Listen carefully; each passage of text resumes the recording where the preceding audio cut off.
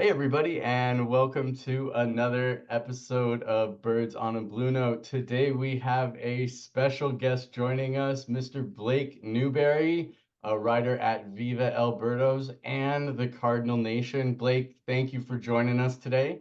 Hey, absolutely. Thank you guys for having me. I'm excited to talk it over with you guys. We're excited to have you as well. And main focus today of the podcast is pretty much going to be what the fuck is going on with this team. The results on paper are not matching everything. And I know there's a few things that you've actually touched on, Blake. One of your recent articles that you had been discussing was the Cards' inability to pull the ball, and wanted to have you touch on that a bit more on here. Yeah, for sure. So, I mean, when you look at the numbers, we'll start at a high level. The pulling the ball in the air is the single most valuable thing you can do as a hitter. When you pull the ball in the air, just good things happen. And the Cardinals used to be the best team in the league at that. 2 years in a row under Jeff Albert, that's all they did was pull the ball in the air and hit home runs. No, Now, Jeff Albert, what? yeah. Not Jeff, Albert. yeah, you mean the guy who got Who? so much hate? Yeah, right. Um, Sorry, go ahead. It's just funny. They used to be elite at that. Now they are the worst team. I haven't checked since I wrote that article. It's been like a week or two, so they might not be the worst team in the league anymore, but they're bottom 2 or 3 for sure, because they were the worst team in the league when I wrote that article. And it's simply just not great. I mean, and you even watch it, like guys like Alec Burleson really stand out to me. I mean, he's gotten hot in recent weeks, but I remember watching him like 2 weeks ago, and all he would do would be hit like hard outs to left field because he's just not pulling the ball. And you just want to see these guys, and Nolan Arenado, same thing, and Paul Goldschmidt, same thing. And they've talked a little bit in the offseason and even in spring training about wanting to go to the opposite field a little bit more. And I look at a guy like Nolan Arenado, and I'm like, you make terrible swing decisions. You don't hit the ball that hard. Your superpower is pulling the ball in the air. Why in the hell would you want to go to the opposite field more often? Like, I get it. If you get like a slider on the black with 2 strikes, sure, like slap that single in the right field and just take it. But you absolutely, if you're Nolan Arenado into your 30s, just keep doing what you do. Just pull the ball in the left field, hit the ball down the line, hit 30 home runs, and you're fine. So I'm hoping that that's not like a hitting coach thing or an organizational philosophy where they're telling them not to pull the ball, because you very much want to see guys like this pull the ball in the air, since again, it's the single most valuable thing you can do, and the Cardinals have already shown themselves to be good at it, at least in the past. So it's concerning if they're not as good at it as they have been. Yeah, I mean, I completely agree as well. We touched on this quite a bit on the pod also. At the time, I think we were the worst pull hitting team in the StatCast era. Like, we were 300th out of 300 teams. Yeah. And we talked about too, is like, because a lot of these guys, or at least Goldschmidt, Arenado, are future Hall of Famers, and you're wondering what the heck is going on. Is this like a coaching thing? Is this a new philosophy thing? Because they should not be this bad. And You've seen the coaching. They messed up with Contreras. It could be a hitting thing with them. I mean, it's these guys have been seeing 95, 100, many of them for years now. Like, the fact that they're all late, all at the same time consistently, like, it just boggles the mind a bit, because this should be something that's an easy fix. Get them in the cages, throw 100 at them a few times, and make sure you're getting back your back speed. Drop bat weights if you're not catching up. Something's gotta fix here. I mean, specifically Goldie too. You watch some of these Goldie swings, especially lately, where it looks like he kind of half swings, he's undecided, then he finishes swing, he's like 2 feet behind the ball. And you're wondering what the heck is going on, if it's like a mental thing, or if he started with a bad approach and now he's so far in his head that he can't fix it. It's tough, because these are the guys that we need to get going. Otherwise, we won't be competitive this year. These are our middle order, supposed to drive in 100 runs, hit 30 plus bombs, and they're not. I mean, Arenado's on pace for what, like 12 home runs, and Goldie's on pace for about 10 on the season. So, I mean, you need these guys. You need them. And that's something I actually wanted to ask too, to kind of follow up, because we just got bat swing data, which is fun. Yep. Been waiting on that for a long time. It's funny, we were talking about before the pod, we just did that community mailbag episode, and someone was asking, what's going on with the offense? Are they behind on everything? I was like, I wish I could find that data. I was like, just, Googling, looking, what I didn't think it existed, but I wanted to check. But now that we have it available, and I know you've written on it a little bit, what are some of the things with the bat swing data with the Cardinals that stick out to you? Yeah, for starters, I'm just glad they finally publicly released this data because this is data that teams have probably had for years now. And it's valuable data. Like knowing how hard a team or a player swings the bat can tell you how much power potential they have. Knowing how long the swing is, which again varies based on if they're a pull hitter or not a pull hitter, because if you're a pull hitter, you're hitting the ball a little bit further out front, so your bat has to travel a further distance, so you do have that longer length as a measurement. But like knowing this stuff is actually very valuable, and I'm glad we actually finally get the chance to actually have that data and analyze it. But some of my initial takeaways are like, I know we've seen talk that Paul Goldschmidt's bat speed might have slowed down, and it's like right around league average. Like it could be better, it could be worse. We don't really have a comparison point because we don't know what it was last year since they just released it for data this year. But it's fine. Like it's not like it catastrophically declined. It's just it's fine. He's just not hitting the ball. So I think if it was some, I think it's 71.5 miles per hour, something on average. League average is like 72. So he's right close to like the 45th to 50th percentile. If that was down at like 68 miles per hour, I'd probably be concerned, but it's not. So I do think we've seen Goldie get, start getting more hits in recent days. Granted, it's against the Angels, but the Angels had a guy like randomly throwing 100 miles per hour the other day. So, I mean, the hits count. So there's a chance he'll come back from that. But I think one of the most interesting things that we saw was Lars Nootbaar. Actually, I think of all the players who swing above 72 miles per hour on average, only Wyatt Langford and Lars Nootbaar had as short of swings as they have. So what that means is that Lars is able to generate a tremendous amount of speed from a very short bat path. And when you think about the way the bat travels, it accelerates the whole time. It's starting from zero speed and finishing at its maximum point. So when Lars Nootbaar is making contact, the bat is still accelerating. He accelerates the bat probably better than anybody else on the Cardinals roster right now. So I look at Lars and I'm like, he's a guy who has really not gotten going this year at all. He's not hitting the ball well at all, but he's a guy who, if he could elevate the ball a little bit more, he does have tremendous raw power. He just doesn't tap into it very often because he just beats the ball into the ground and hits the ball to the opposite field too often. If Lars Nootbaar could start pulling the ball in the air a little bit more, or even just hitting the ball in the air a little bit more in general, that all of a sudden he would be a very dangerous hitter. So I think that's one thing that was pretty eye-opening was seeing Newt's bat speed and bat path in general. Yeah, and I think looking at Lars, just watching him play, when he does make contact, and sometimes when he does hit the ball, like for power, he hits it like 440. And you're like, holy smokes, he's hit it further than anyone else on the team. So, I mean, I guess you can kind of see that the power is there, but it's nice to have the data to kind of back it up. Another guy I wanted to bring up really quick, and I'm sorry, I'm not trying to take over this whole thing. I just have a bunch of questions, so I'm going to get them out of the way. Is Jordan Walker, because he's at 76.5, and I was looking at that. I think that would put him 8th in Major League if he was still up right now.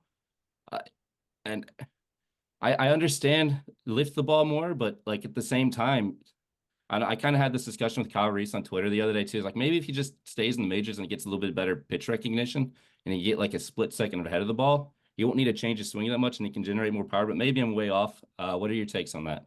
Yeah, it's tough to know how the Cardinals handle Jordan Walker, if they've done it well or not. I'm by no means like a hitting mechanics expert. I know I've seen people talk about how he has some kind of a mechanical flaw in his swing, and that's what they're trying to fix in AAA. But when you look at Jordan Walker, if you look at like his actual heat maps, when the ball is thrown low in the zone, he just beats it into the ground. He absolutely just cannot elevate it. And if I'm a pitcher, I see that all I'm doing is throwing him sinkers down at the knees, and he's not going to touch it. So he's going to have to get over that at a certain point, because he does have the power. And we've talked like the highest bat, like 8th highest bat speed in the majors. Like the dude could hit bombs if he could just elevate the ball consistently, and he can't. And pitchers know that he can't. So all they're going to do is pitch him to his weakness. So he's going to have to get over it.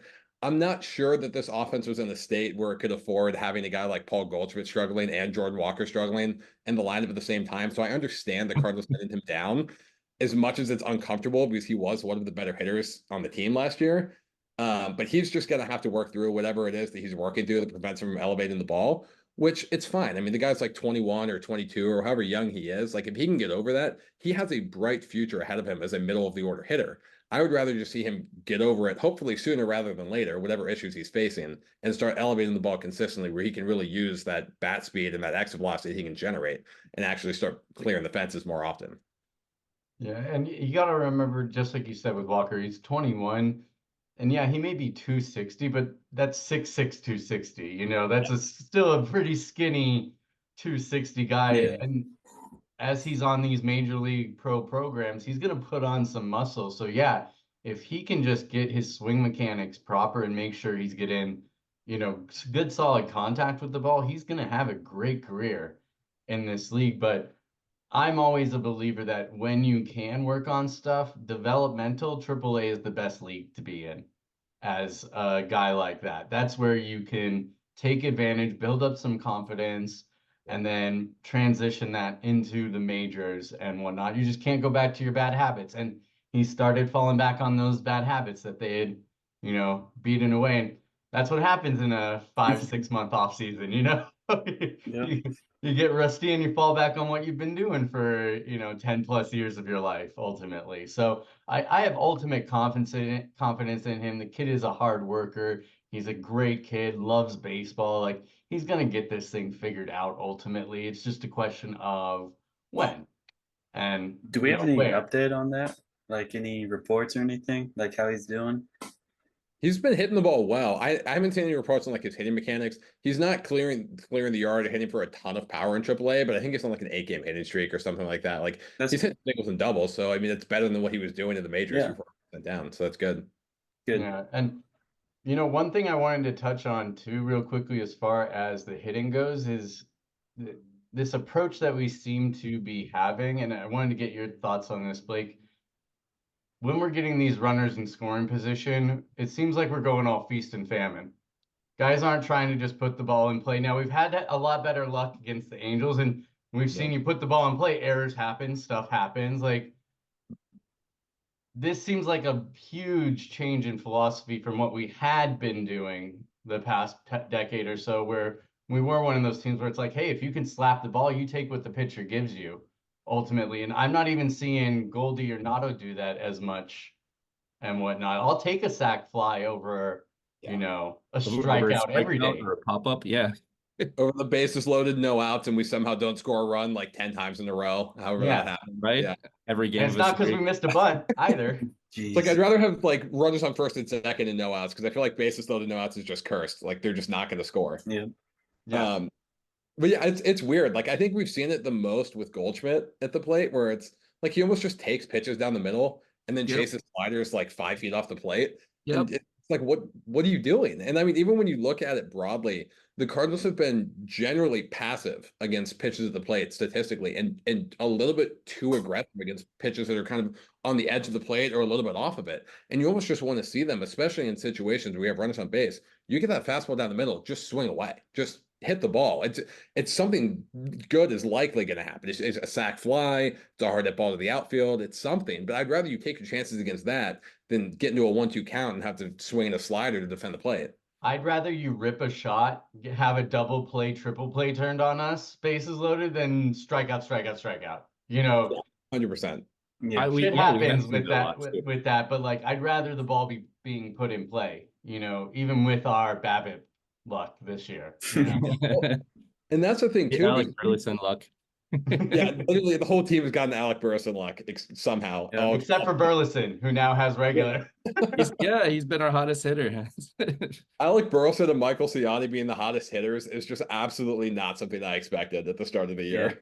That's a little sad. You mean you didn't have that bet going? I mean, we'll take it. I'll take Michael Ciani on like an 8-game hitting streak that got snapped. I did not expect that at all, but if that's what it takes, sure. Oh, Yeah, I'll absolutely take it, especially at the bottom of the order to set up the top. I mean, it Yeah. helps. We've been scoring a little bit, and I did want to ask too about this Angels series, and I guess the Brewers were on a 3-game win streak. We're winning, kind of. Last 3 games they scored 21 runs. So I guess the question is this real or is it just the Angels? Man, I don't know. It might just be the Angels, but also the Cardinals played the White Sox earlier in the year and just looked terrible against the White Sox. So like at this point, we'll take what we can get. I would rather them absolutely dominate the Angels than look like they did against the White Sox. So it's kind of the thing where I'm cautiously optimistic, where it feels like the way this team had played at the beginning of the year, even against AAA teams, they were not going to score 10 runs in the game. So the fact that they have scored 10 runs in the game makes me feel better. I just want to see them now have consistent production against better teams. So we'll see how this looks in the coming week, but it's at least better than what it has been.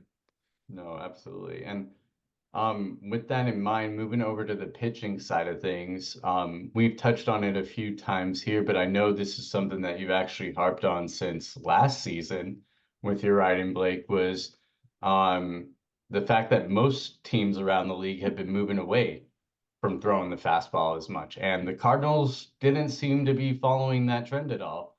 Now, I know we've been shifting on that a bit this year, which makes you really happy, but you're the guy that, saw this coming a mile away. So I wanted to hear from you, like, what are your thoughts on how they have been implementing that? What would you like to see further from them improving that? Yeah, I love that they've moved away from the fastball a little bit. For context, like over the last probably 6 years, the league has gone from being maybe 55, 56% fastball to below 50%. Meaning majority non-fastballs. As a hitter, you're more likely to see a non-fastball than you are a fastball now because the game has completely changed. And the Cardinals were playing the old school version of baseball where you're still going to see a fastball 55, 56% of the time. This year, they've dropped it below 50% for the first time in maybe forever, honestly. For as far back as I tracked in my article, they'd never been below 50%. So seeing that is encouraging. And it's a simple statistical fact that non-fastballs play better than fastballs. Inside the zone, outside the zone, hitters have a harder time hitting like sliders and changeups and curveballs than they do hitting fastballs, which just makes sense. A fastball straight, a slider's kind of nasty. It's just how the game works. So I'm encouraged to see the fact that they've actually dropped down from that. And I do wonder how much of that is due to Chaim Bloom's influence in the front office, even if he is only in kind of like an advisory role. It is interesting to note that he was the guy who kind of overhauled some of the Rays pitching strategy. He gets brought into the team. They bring in a bunch of pitchers who he had brought in before in previous organizations, and now all of a sudden they're throwing fewer fastballs. Like it's easy to connect the dots, even if I don't know that information is actually accurate. But it seems like there's an influence there. So I'm hoping that this is something that they stay with and that they continue progressing down this line where they throw fewer and fewer fastballs. Because I mean, we've seen a team like the Red Sox this year is I think they're under 30% fastball usage right now, four seamers and sinkers, which is insane. But they have a bunch of pitchers who are really good. And as long as you can locate a slider, locate a curveball, whatever pitch it is in the zone, it's likely that it's not going to get hit as hard as a fastball in the zone would be. So it makes sense that they're doing that. You just have to have pitchers with the ability to do so. And the Cardinals moving towards pitchers or staying towards pitchers who are generally command oriented, you would think that they have the ability to do that. So it's at least an encouraging sign that they're modernizing the way they think about pitching a little bit. And I'm hoping that it's just one step in the right direction. Yeah, there's one pitcher that has a problem with that. Matthew Livator. He's throwing fastballs, cutters. He needs to start throwing some curveballs there and just some off-speed pitching. It's all like fastball and sinker for Librator. And I know they've talked about moving him into the rotation. And if they move him into the rotation, he's still throwing like 50, 60% fastballs. He's going to get crushed. Like it's got to just be cutters, sliders, curveballs.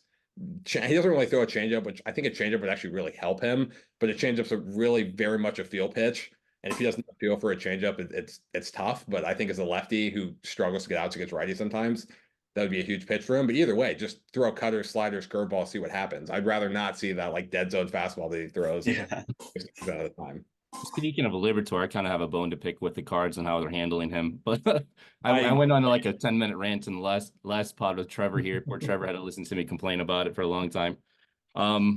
But yes, I mean, to stay on the pitching, I guess, we kind of have, I don't want to call it a makeshift rotation that we have this year, but we kind of have some options for the future and like how we're going to handle it with the club options and the trade deadline coming up and some guys flying up through the rankings. I know Quinn Matthews is one that we've been really big on. I know you've been really big on Quinn Matthews. I guess the question is like going into next season, how do you see this rotation panning out? Is it going to be completely different? Are we going to trade off our assets or how's it going to look? So I think it depends on how this season goes because I think the Cardinals are bad. There's a chance that they trade off Lance Lynn, Kyle Gibson, pretty much any starter who's close to free agency. But I think that's actually one of the underrated things they did in the offseason was signing guys on 1+1 deals where they have the flexibility to like usher a guy like Tink Hence into the rotation. And if they feel like Tink Hence isn't ready, then you just re-up on Lance Lynn if he has a good year. So I think they've given themselves a little bit of flexibility. Granted, it would be better if they just developed back-end starter prospects for the past like 5 years and then didn't have to sign a Lance Lynn and could just start a back-end starter prospect at a league minimum deal. But that's already happened. It's gone. So it's at least good that they've given themselves the options. I think that Tink Hence obviously looks ahead of Dakota Roby right now because Roby's just been giving up home runs at an absurd rate in AA. I think that'll change. I think a lot of that is due to some suspect command and maybe some not optimal fastball location specifically where he's throwing it down to the zone. He should be throwing it up a little bit more. And it's also the Texas League is just a launching pad in AA. Like pretty much every AA pitcher for Springfield is just giving up bombs at a ridiculous rate. So I think that'll improve. I think Tink Hence is somebody you look at.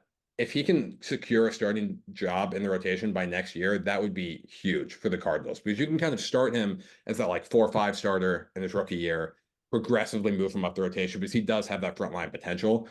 I think Sem Roberto is also a guy that we look at who could potentially be starting this year. He could be starting this year. He could be starting Libertor, yeah.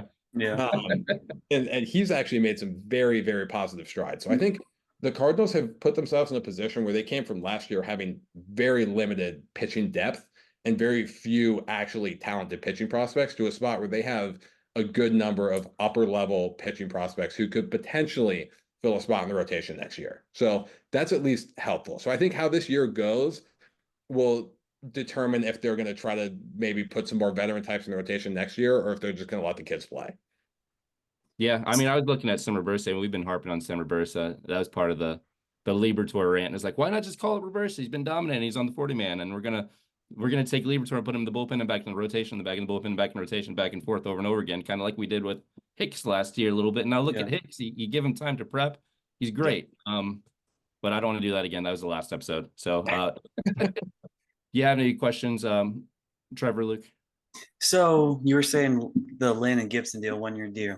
Since they're surprisingly, they're doing pretty good, you go ahead and, trade them, get the prospects. You saw what happened with Montgomery last year. I mean, what do you think? Yeah, I think it all depends. Like, I think, honestly, John Mozeliak has his critics, he has his fans, whatever. I think John Mozeliak handled the trade deadline last year very well.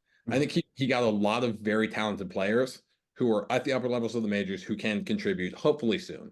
So I think if there's a scenario in which the Cardinals decide to sell off at the deadline again, I feel like a reasonable amount of confidence that it'll go well.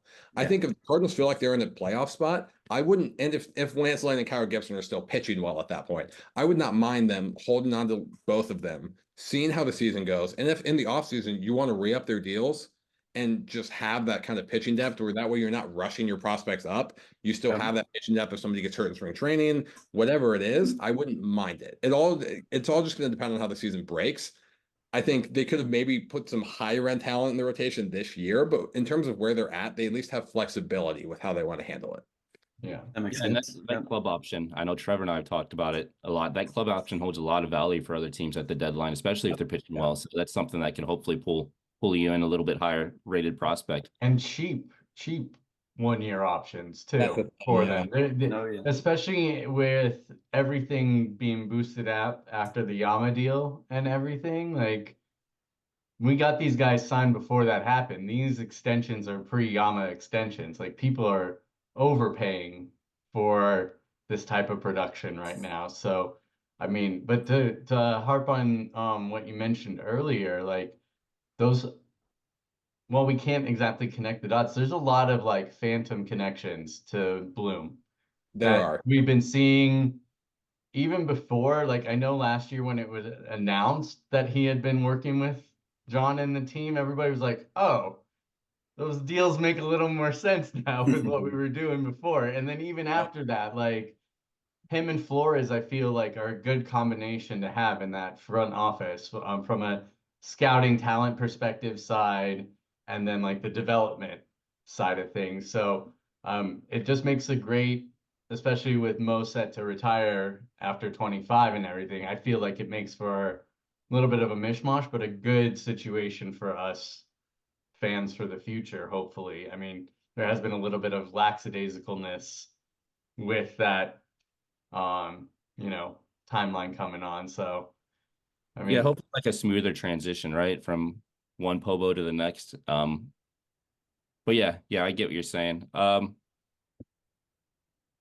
I did have one more question before I'll just let you guys. Sorry, I wrote down a bunch of notes. I'm like super big into the draft this year. I feel like it's a really deep draft. With sucks we're 7th. I wish we were top 3 like we should have been. But what I guess there's a couple guys I'm really high on. I think may slip, but probably not. I was looking at Chase Burns and Nick Kurtz. But what do you see as like best case scenario for us in this draft? So honestly, I think it sucks that the Cardinals dropped as far as they did. But I think that there is probably about a top 10 in this class that's very good, and I wouldn't really want to be picking after that.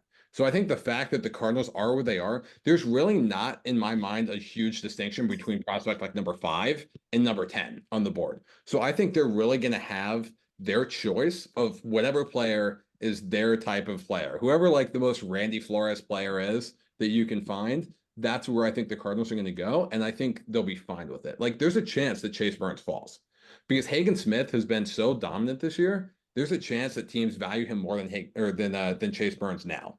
Especially being the lefty too. Yeah, like Chase Burns could fall to the Cardinals. I think there is a high school player, Connor Griffin, who screams like he just seems like a Cardinals pick to me. Two-way guy, very toolsy, 6'4", a lot of power potential coming out of high school. Like that just screams like a Randy Flores first-round pick to me, where it's like a Jordan Walker, a Mason Wynn, a Joshua Baez, who wasn't a first-round pick, but kind of again is that toolsy high school prep bat kind of guy that they like.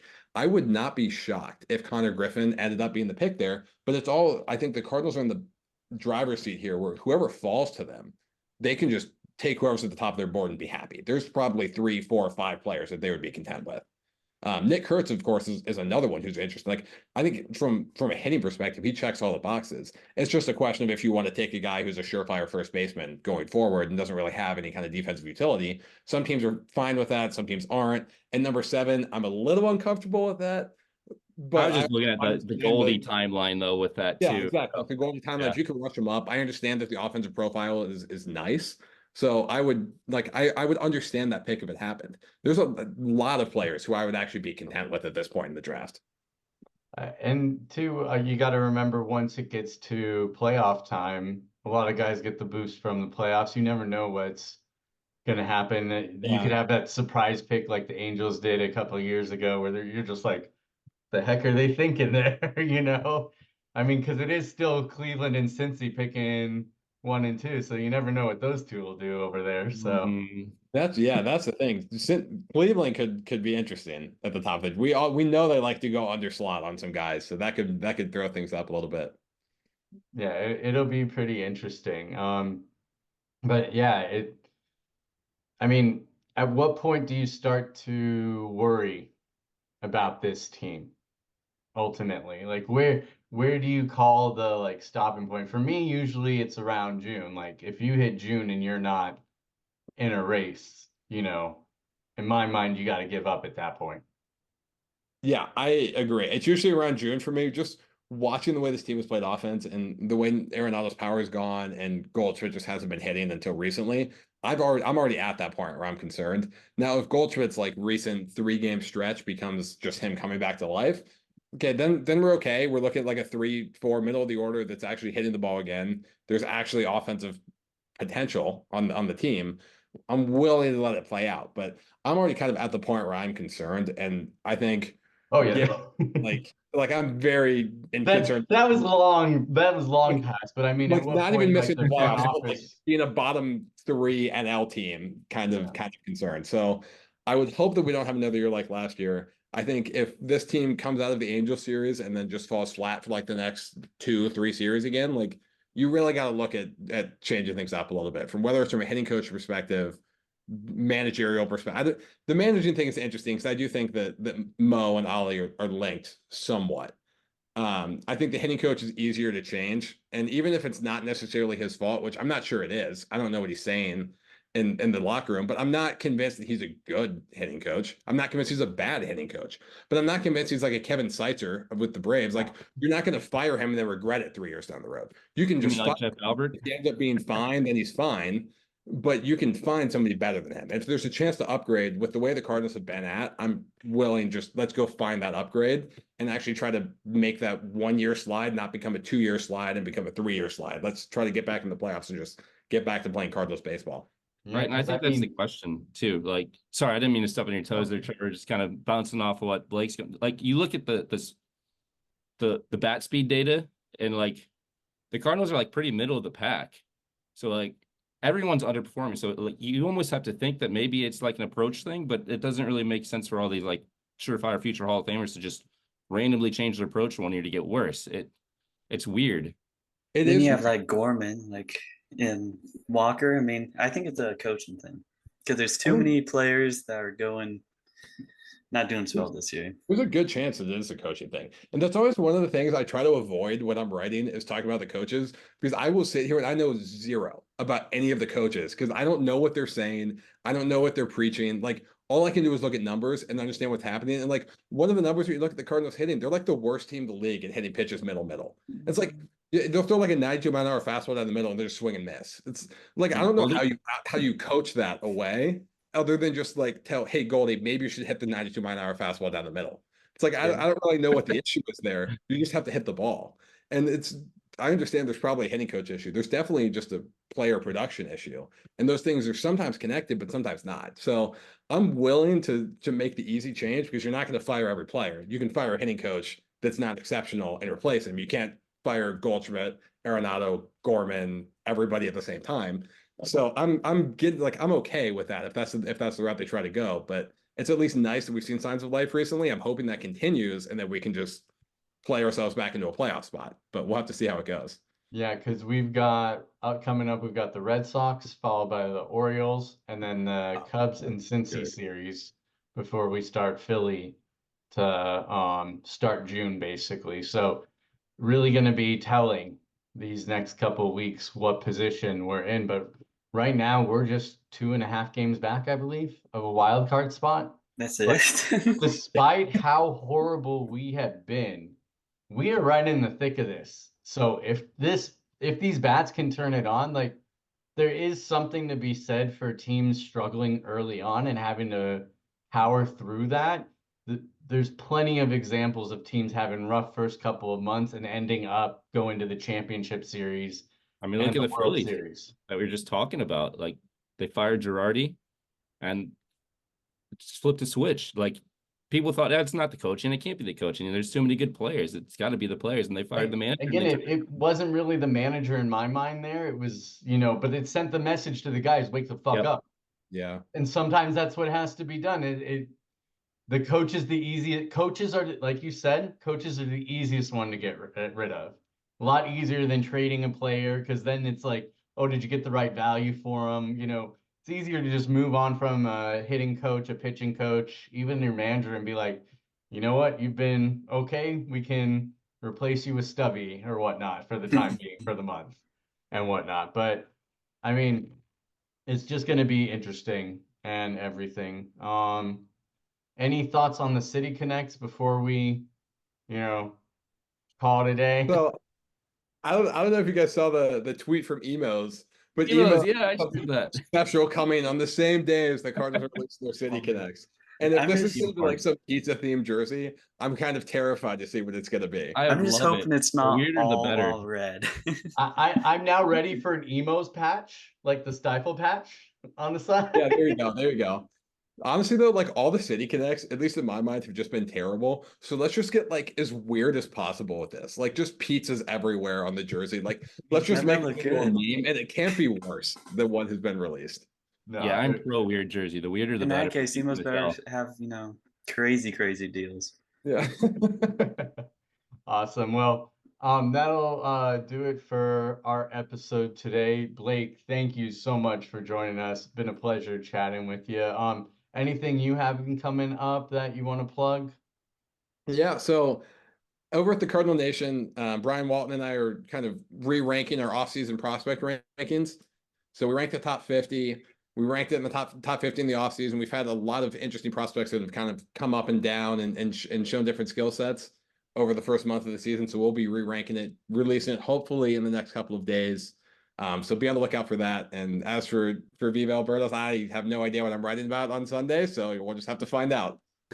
Perfect. Obviously, hey, everybody, if you aren't already following Blake, make sure to check him out on Twitter, on Viva Birdos and Cardinals Nation. We will see you guys next time, and hopefully we'll be talking about a sweep of the Angels in our recap later this week. Thanks, everybody, and have a great night.